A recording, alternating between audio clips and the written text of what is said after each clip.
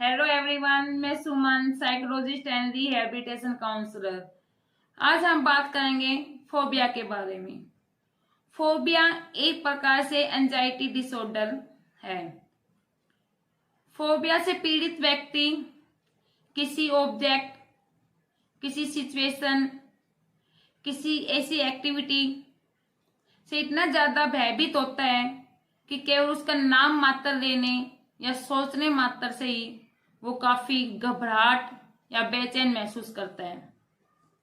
इसमें व्यक्ति को पता भी होता है कि जो इसका डर है वो निराधार है, इसके पीछे कोई लॉजिक नहीं है, फिर भी इसके ऊपर उसका काबू पाना मुश्किल होता है।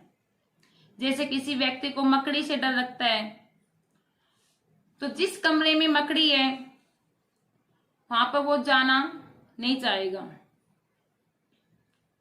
यह डर व्यक्ति का दिन भर बढ़ता जाता है। वो हमेशा इसी के बारे में सोचता रहता है और डरता रहता है। उससे उसके रोजमर्रा के काम है, उसका जो सामान्य जीवन है वो काफी मुश्किलों से भरा हुआ हो जाता है। अब हम बात करेंगे फोबिया के प्रकार। फोबिया को मुख्य रूप से 3 भागों में बांटा है। इसमें सबसे पहले है स्पेसिफिक फोबिया। इसमें व्यक्ति को किसी एनिमल से, किसी स्थान से, किसी घटना से या किसी अन्य व्यक्ति से इतना ज्यादा डर होता है कि उसके अनुमान मात्र से ही वो काफी घबराहट महसूस करते हैं। जैसे किसी व्यक्ति को कीट मकोड़ों से डर है तो हम उसको इंस्टोफोबिया बोलते हैं। किसी को बंद जगह से डर लगता है तो हम उसको क्लाउस्ट्रोफोबिया बोलते हैं। किसी को ऊंचाई से डर लगता है तो हम उसको एक्रोफोबिया बोलते हैं। किसी को अंधेरे से डर लगता है तो हम उसको नाइटोफोबिया बोलते हैं। अकेलेपन से डर लगता है उसको हम मोनोफोबिया के नाम से जानते हैं। सेकंड है अगोरोफोबिया। अगोरोफोबिया में व्यक्ति को किसी भीड़ भाड़ वाले स्थान से या किसी पर सार्वजनिक स्थान से डर लगता है। इसमें व्यक्ति का घर से बाहर निकलना, पब्लिक ट्रांसपोर्ट का यूज करना या किसी सार्वजनिक स्थान पे जाना मुश्किल हो जाता है। नेक्स्ट है सोशल फोबिया। इसको हम सोशल एंजाइटी डिसऑर्डर के नाम से भी जानते हैं। इसमें व्यक्ति उस सिचुएशन में काफी घबराहट महसूस करता है जब उसका सामना किसी अन्य लोगों से होता हो या किसी दूसरे व्यक्ति से उसने बात करनी पड़ती हो या स्टेज पे भाषण देना हो। उस समय व्यक्ति काफी बेचैन हो जाता है। अब हम बात करेंगे कारण कि फोबिया के क्या कारण है। इसमें सबसे पहले आता है पास्ट एक्सपीरियंस। जब व्यक्ति को अपने जीवन काल में कभी किसी ऐसी दुर्घटना का सामना करना पड़ा हो जिसका एक्सपीरियंस काफी बुरा रहा हो तो व्यक्ति सदा सदा उस सिचुएशन से अपने आप को बचाना चाहेगा। अगर उस सिचुएशन का नाम भी आ जाता है या सोच भी लेता है तो अपने आप को काफी बेचैन महसूस करते हैं। सेकंड इसमें आता है जेनेटिक। बहुत सारे रिसर्च में साबित हुआ है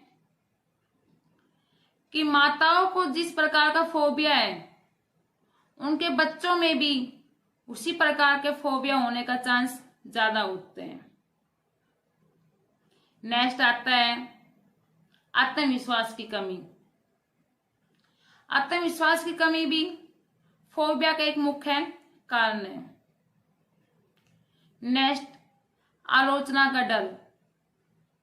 जब व्यक्ति को लगता है कि मेरे को जज किया जा रहा है या किसी ऐसी सोशल एक्टिविटी में शामिल हो रहा है कि उसको लग रहा है कि लोग मेरी वहां पर आलोचना करेंगे, और धीरे धीरे उस आलोचना के डर से बचाव के कारण अपने आप को उन एक्टिविटी से अवॉइड कर लेता है, सदा सदा उन एक्टिविटी से अपने आप को दूर करता है। अब हम बात करेंगे इसके ट्रीटमेंट के बारे में। जब फोबिया के ट्रीटमेंट की बात आती है, वहां सबसे पहले हम बिहेवियर थेरेपी को अपनाते हैं। इसमें सबसे पहले होती है सिस्टमेटिक डिसेंसिटाइजेशन। इसकी 3 स्टेज होती है। सबसे पहला होता है रिलैक्स। इसमें क्लाइंट को फिजिकली और मेंटली रिलैक्स किया जाता है। सेकंड होती है हायरार्किकल लिस्ट। इसमें उस ऑब्जेक्ट, उस घटना की लिस्ट बनाई जाती है जिससे हमारे क्लाइंट को डर लगता है। इसमें सबसे पहले लिस्ट में उस ऑब्जेक्ट्स को या उस सिचुएशन को रखा जाता है जिसमें व्यक्ति को कम डर लगता है। उसके बाद उससे ज्यादा डर वाली चीजें, उसके बाद और उससे ज्यादा डर वाली चीजें, इस प्रकार से एक लिस्ट बनाई जाती है। इसकी 3rd स्टेज होती है काउंटर कंडीशनिंग।